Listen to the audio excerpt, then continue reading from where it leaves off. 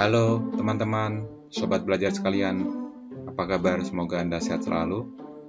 Kali ini kita akan membahas topik yang cukup menarik, yaitu strategi keamanan sistem informasi. Apa itu strategi? Apa itu keamanan sistem informasi? Dan aspek-aspek apa yang harus terpenuhi akan kita diskusikan dalam topik kali ini. Sebelumnya, jangan lupa klik subscribe dan lonceng. Jika bermanfaat, boleh Anda klik like. Terima kasih. Selamat menyimak.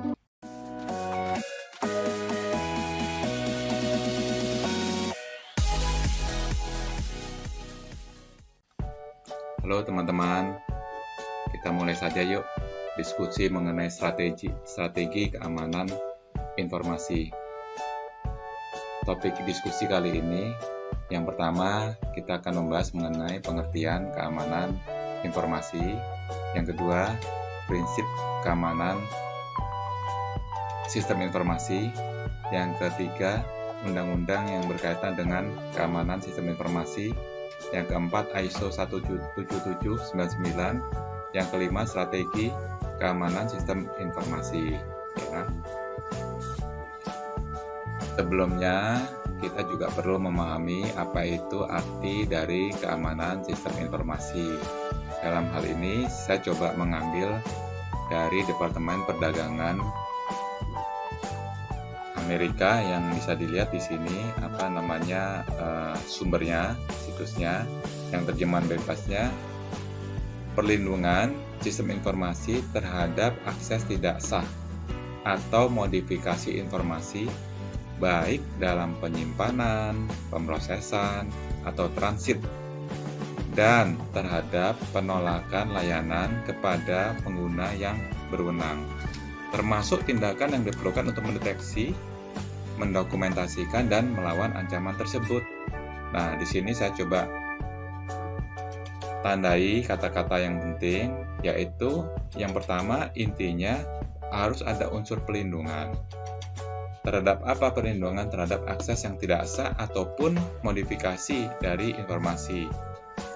Nah, ini adalah hal penting yang perlu kita ingat ya dalam pembahasan strategi keamanan sistem informasi. Karena nanti pada akhirnya strategi apapun ini akan berujung bagaimana melindungi sistem informasi terhadap akses tidak sah ya, atau bahkan modifikasi informasi. Prinsip keamanan informasi itu sebenarnya seperti pertemuan sebelumnya mengandung 3 unsur, yaitu confidentiality atau kerahasiaan, yang kedua adalah integrity atau integritas, yang keempat adalah ketersediaan. Artinya apa? Ketiga hal ini ya, dalam segitiga triad ini terlihat bahwasanya semuanya harus saling memenuhi ya, harus terpenuhi. Ya. Confidentiality memastikan bahwa informasi dapat diakses orang yang berwenang. Jadi ini kalau dilihat adalah yang paling dari segitiga piramida ini paling bawah. Jadi ini adalah aspek yang paling bawah ya. Tapi kalau dari urutannya, yang paling pertama adalah confidentiality ya. Yang kedua adalah integrity, yang ketiga adalah availability. Tapi kalau dari sisi bawah, itu yang pertama adalah tersedia dulu. Setelah tersedia baru bisa menyediakan integritasnya ya. Jadi urutan pertama, hal yang penting dulu, yang tidak terlalu penting adalah tersedia dulu. Setelah tersedia, pastikan integrity ya. Artinya data yang ada di dalamnya memang data yang sesungguhnya atau data akurat ya. Data yang utuh. Sebagai contoh misalnya ada seseorang memiliki data di rekening bank, memiliki saldo rekening sejumlah 100.000. Maka data itu harus memenuhi unsur integrity, bahwasanya memang uang yang dimiliki oleh nasabah tersebut benar-benar 100.000. Oke. Selanjutnya setelah availability ya, tadi tersedia ya. Jadi data harus tersedia juga pada setiap saat ya, ketika dibutuhkan ya. Data ini harus ada ya. Jangan sampai terjadi ada waktu di mana data atau informasi tidak bisa disediakan oleh sistem. Availability, integrity, lalu confidentiality. Data yang tadi sudah memenuhi tersedia dan utuh ya, atau memang sesuai dengan faktanya, maka dia harus juga bersifat rahasia, artinya hanya bisa diakses oleh orang yang berwenang. Nah, ini adalah 3 unsur ya, CIA triad yang biasanya disebut CIA triad yang penting ya di dalam keamanan informasi. Ulangi, confidentiality, 1, integrity, availability, ini adalah 3 hal yang memang saling harus terpenuhi dalam sebuah sistem informasi. Langkah-langkahnya bagaimana? Nah, untuk mewujudkan keamanan informasi, yang pertama, evaluasi ancaman yang dapat terjadi terhadap informasi. Ya. Memenuhi prinsip CIA tadi, ya. Confidentiality, integrity, and availability. Ketiga, menghindari, mencegah, dan mendeteksi kejadian-kejadian yang tidak terduga. Keempat, mengamankan orang, proses, dan teknologi, tidak hanya pada IT saja. Ada beberapa peraturan keamanan informasi yang perlu diketahui ya, tetapi tidak akan kita bahas secara detail ya. Nanti ada sesi yang khusus ya. Yang pertama, Undang-Undang Nomor 11 Tahun 2008. Ini berisi tentang informasi dan transaksi elektronik. Lalu ada Undang-Undang Nomor 19 Tahun 2019 tentang perubahan atas Undang-Undang Nomor 11 Tahun 2008 tentang informasi dan transaksi elektronik. Jadi 2016 ini terkait erat dengan 2008, artinya di sini ada perubahan. Yang ketiga, Undang-Undang Nomor 14 Tahun 2008 tentang keterbukaan informasi. Yang keempat, Peraturan Pemerintah RI Nomor 82 Tahun 2012 tentang penyelenggaraan sistem transaksi elektronik.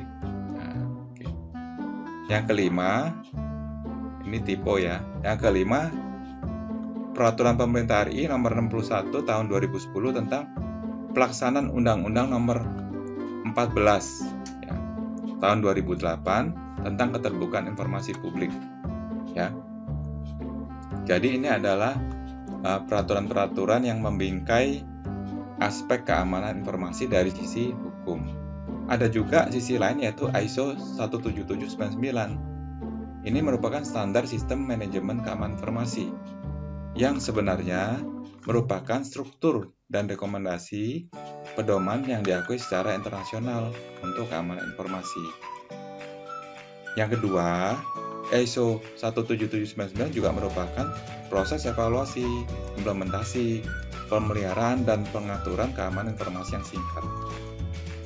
Yang ketiga, proses keamanan informasi yang menyeluruh yang dapat diusahakan atau diimplementasikan bagi perusahaan. Di sini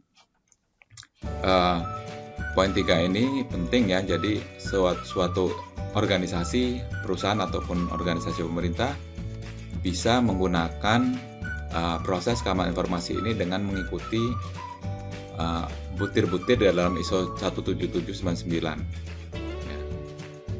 Yang keempat, upaya penggunaan oleh konsorsium perusahaan untuk memenuhi kebutuhan industri. Yang kelima, ISO 17799 juga merupakan upaya penggunaan oleh konsorsium perusahaan untuk mengetahui keamanan informasi yang singkat. Jadi, prinsipnya dengan ISO 17799 ini, ketika sebuah organisasi melakukan kerjasama dengan organisasi lain, dia bisa melihat atau bisa meyakinkan bahwa organisasi yang diajak kerjasama merupakan organisasi yang sudah memiliki atau sudah memenuhi standar atau sudah memenuhi ISO 17799 yang merupakan standar sistem manajemen keamanan informasi. Jadi, dengan cara ini maka setiap organisasi akan terinformasi secara publik ya, bahwasanya dia telah menerapkan standar dalam ISO 17799. Sedangkan ISO 17799 bukan aturan dari pemerintahan, ya. Bukan metodologi evaluasi perlengkapan alat seperti kriteria umum, bukan. Dan bukan standar pada orientasi produk atau teknologi.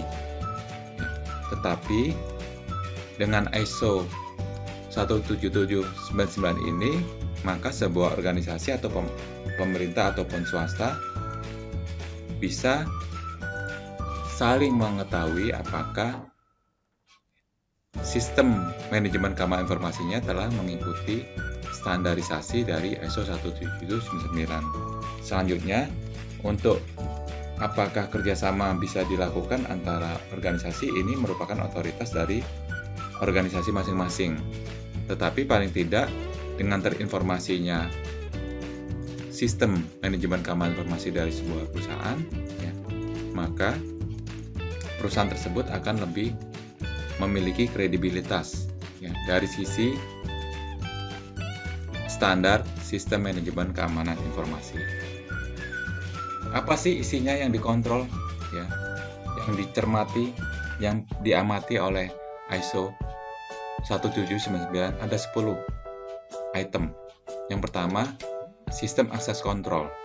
ISO 17799 akan melihat sistem akses kontrol. Yang kedua, communication and operation management. Yang ketiga, system development and maintenance. Yang keempat, physical and environmental security. Yang kelima, compliance atau kepatuhan. Yang keenam, personal security. Yang ketujuh, security organization atau information security-nya.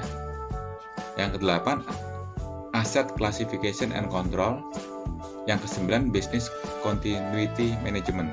Nah, nanti ini akan tidak kita kupas ya di sini, tetapi ada sesi yang khusus ya.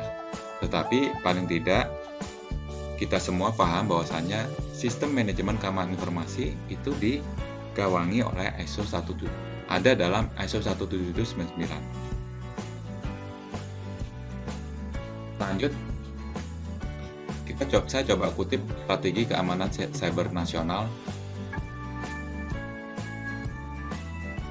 dari BSSN, membangun dan menjaga keamanan cyber nasional dengan mensinergikan berbagai pemangku kepentingan untuk ikut serta mewujudkan keamanan nasional dan meningkatkan pertumbuhan ekonomi nasional. Ini strategi keamanan siber nasional yang dikeluarkan oleh Badan Siber dan Sandi Negara. Nah, dari sana maka ada hal penting juga, kita retriat CIA tadi ya, terus juga merujuk pada tadi ada ISO 17799 dan juga merujuk pada strategi keamanan informasi dari BSSN. Nah, kita perlu merencanakan kebijakan keamanannya.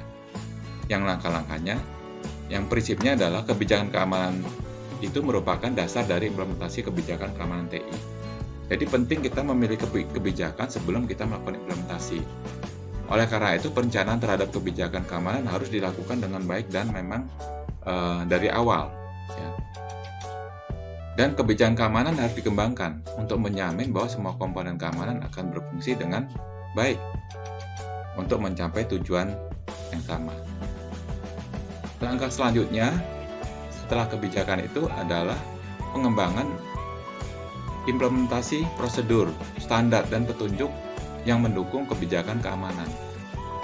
Kebijakan keamanan diimplementasikan dengan menggunakan pendekatan atas bawah. Artinya memang merupakan kebijakan pimpinan yang langsung diturunkan dalam bentuk juklak dan juknis oleh bawahannya, tingkat yang lebih bawah.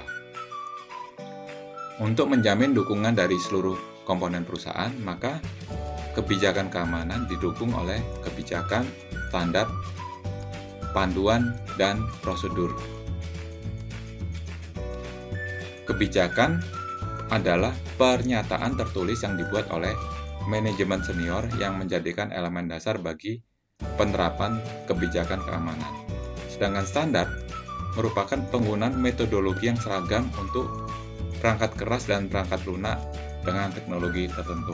Nah, dari sini kelihatan ya ternyata kebijakan ini harus mendahului sebelum kita masuk ke dalam level implementasi, sehingga ada keterkaitan ya antara implementasi dengan apa yang dipikirkan, apa yang dicita-citakan oleh organisasi tersebut. Strateginya ya menentukan manajemen risiko. Apa sih manajemen risiko? Ini adalah pendekatan secara mendasar terhadap risiko keamanan yang dihadapi sumber-sumber informasi. Yang kedua, tentukan benchmark-nya. Benchmark itu apa? Adalah salah satu tingkat kinerja yang diharapkan dapat dicapai dalam keamanan informasi. Jadi ada target semacam benchmark atau ukuran bahwasannya sebuah organisasi memiliki tingkat kinerja keamanan level tertentu. Nah, selanjutnya adalah inventarisasi bentuk ancaman, internal maupun eksternal. Manajemen risiko berisi antara lain identifikasi ancamannya seperti apa, kenali risikonya, tetapkan kebijakan keamanan informasi, baru menerapkan pengawasan. Nah, jadi ini berkaitan ya. Manajemen risiko kita harus tentukan dulu di depan nih, apa yang mau kita identifikasi ancaman-ancaman seperti apa. Tentu kalau misalnya perusahaan perbankan, ancamannya adalah mengenai informasi-informasi yang bersifat pemalsuan data nasabah, pengambilan dana tidak sah, ya. Terus juga memanipulasi kredit, pengajuan kredit, persetujuan kredit, dan lain-lain yang berkaitan kredit. Nah, risiko-risikonya apa? Kalau terjadi, ini juga harus kita kenali. Kalau ini terjadi akan berisiko. Kalau terjadi pembobolan dana nasabah, maka akan kepercayaan akan turun. Demikian juga organisasi lain, misalnya organisasi keamanan seperti polisi misalnya. Apa identifikasi ancaman? Ancamannya adalah tentu dari para pelanggar hukum. Ya, misalnya dalam konteks mengacu kepada tagline ya ataupun jargon yang disampaikan oleh Polri yang biasanya dituliskan di mobil-mobil polisi, melindungi dan mengayomi ya masyarakat dan seterusnya. Kata-kata melindungi dan mengayomi berarti ancaman yang kita perlu identifikasi adalah ancaman terhadap masyarakat. Misalnya terjadi gangguan keamanan dan ketertiban masyarakat, misalnya terjadi huru-hara. Nah, apa resikonya? Huru-hara resikonya kalau terjadi lebih dari sekian jam tanpa ada yang menyelesaikan, maka huru-hara yang sifatnya kecil akan bisa membesar dan semakin membesar. Oleh karena itu, tetapkan kebijakan keamanan informasinya. Ini contoh ya, informasi-informasi yang mau diambil seperti itu ya mengenai huru-hara ya, informasi ini ya, itu harus kita peroleh dulu ya. Dengan cara ini maka kita bisa menetapkan kebijakan keamanan informasi. Ya. Kejadian lain misalnya pencurian terhadap data atau bocornya informasi mengenai rencana operasi gabungan. Ya, itu ancaman. Resikonya ketika informasi ini bocor, maka tentu para pelaku pelanggar hukum akan sudah bersiap-siap ya, atau pada saat penegak hukum datang sudah tidak ada tempat. Artinya tindakannya menjadi sia-sia. Nah, ini risikonya. Nah, kebijakan keamanan informasinya seperti apa? Maka ditetapkan kebijakan bahwasanya informasi mengenai rencana operasi dan seterusnya itu hanya bisa diketahui oleh orang-orang yang memang sudah ditentukan, sehingga kalau ada kebocoran maka orang-orang inilah ya yang akan bertanggung jawab ya, atau sampai berapa menit terakhir baru menerapkan pengawasan. Benchmarking ya. Jadi kita menentukan ukuran benchmark ya, menetapkan kebijakan keamanan informasi ya, menerapkan pengawasan. Jadi kita benchmark dulu. Benchmark misalnya kita ingin memiliki sebuah organisasi yang keamanannya memang informasinya tidak bisa diakses, benar-benar tidak bisa diakses oleh orang yang tidak berhak sama sekali. Tinggal di leveling saja benchmarknya, misalnya katakanlah ada skor 0 sampai 10, kita kasih skor 7. Ya, tetapkan kebijakan keamanan informasi baru menerapkan pengawasan. Itu ya teman-teman, pertemuan kita kali ini ada pesan ya dari orang bijak.